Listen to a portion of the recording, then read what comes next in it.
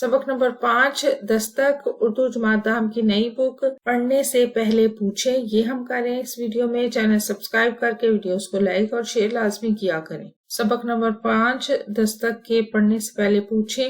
یہ سوالات: ڈرامہ کس قسم کی کہانی کو کہتے ہیں؟ ڈرامہ ایسی کہانی کو کہتے ہیں جو کرداروں کے مکالموں اور حرکات و سکنات کے ذریعے سٹیج پر پیش کی جاتی ہیں۔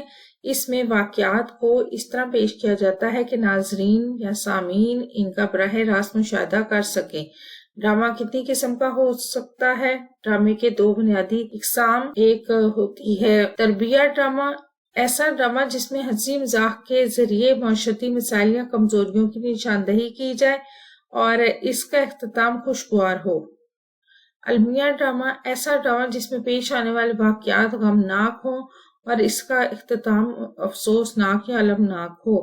ریڈیائی ڈرامہ کیا ہوتا ہے؟ ریڈیائی ڈرامہ وہ ہوتا ہے جو ریڈیو یا دیگر صوتی ذرائع پر نشر کیا جاتا ہے، یعنی جو ہم سنتے ہیں۔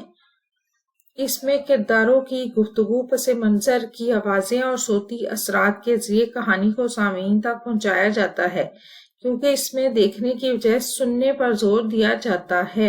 ویڈیو کیسی لگی؟ چینل ضرور سبسکرائب کریں، ویڈیوز کو لائک اور شیئر کیجیے، کمنٹ کر کے بتائیں مزید کون سی ویڈیوز دیکھنا چاہتے ہیں۔ اپنا اور اپنے پیاروں کو رکھیں ڈھیر سارا خیال۔ اللہ حافظ۔